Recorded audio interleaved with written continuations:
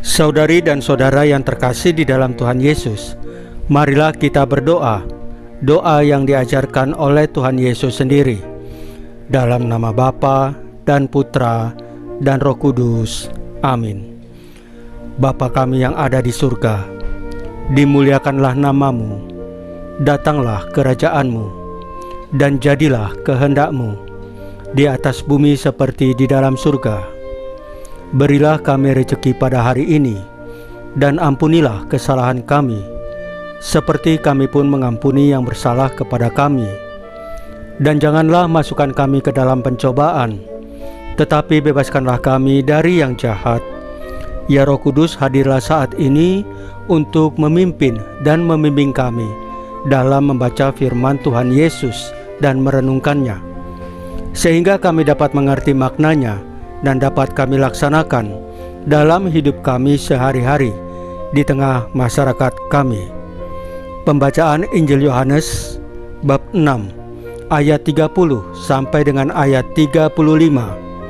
Akulah roti hidup. Maka kata mereka kepadanya, tanda apakah yang engkau perbuat, supaya dapat kami melihatnya dan percaya kepadamu? Pekerjaan apakah yang engkau lakukan?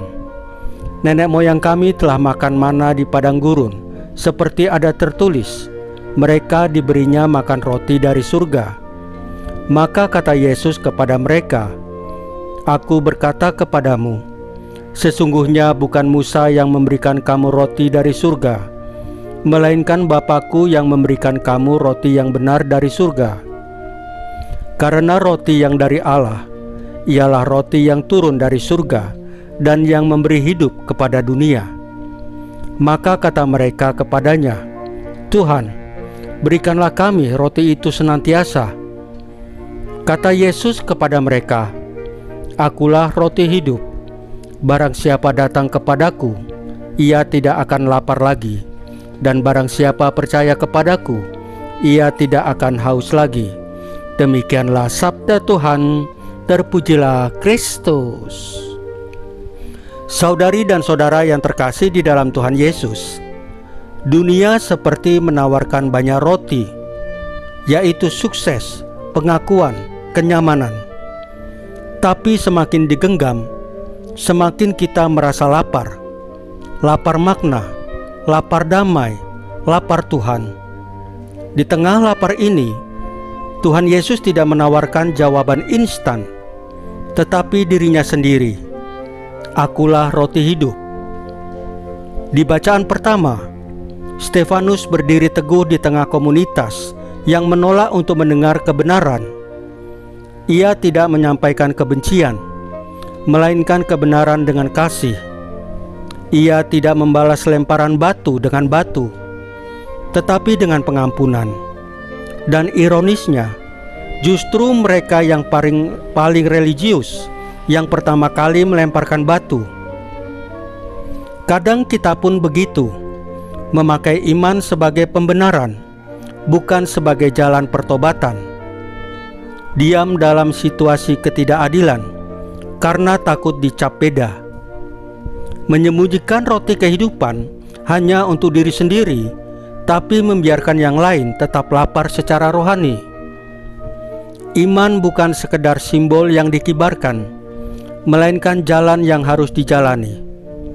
Meski penuh resiko, meski menuju salib. Beriman berarti siap dibentuk, bukan sekedar dipuji. Sementara itu, dalam Injil hari ini, orang banyak menuntut tanda lagi dan lagi. Mereka lupa roti sejati bukanlah sekedar makanan jasmani, tapi pribadi yang hadir, yang rela dipecah dan dibagikan. Kita pun sering begitu, lebih mudah meminta mujizat daripada mempercayai penyelenggaraan Tuhan Yesus yang sederhana.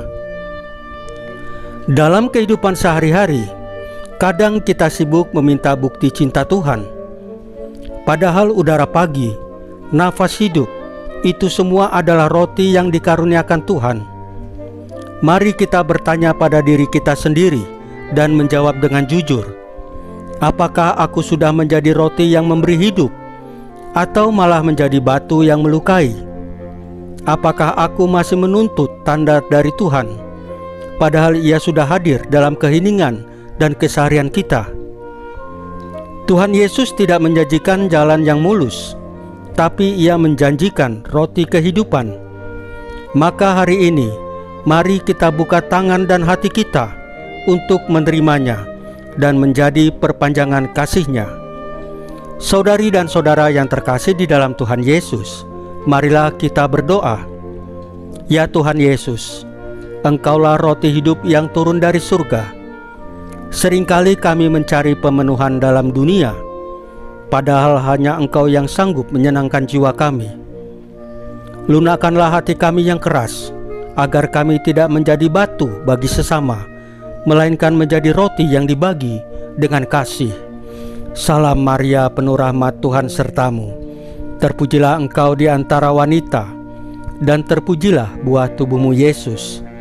Santa Maria Bunda Allah, doakanlah kami yang berdosa ini, sekarang dan waktu kami mati. Ya Tuhan Yesus, tambahkanlah iman kami hanya kepadamu saja, karena hanya Engkaulah Tuhan dan Juru Selamat kami satu-satunya, tidak ada yang lain. Dalam nama Bapa dan Putra dan Roh Kudus. Amin. Saudari dan saudara yang terkasih di dalam Tuhan Yesus, bacaan firman dan renungan hari ini sudah selesai. Tuhan Yesus memberkati kita semua.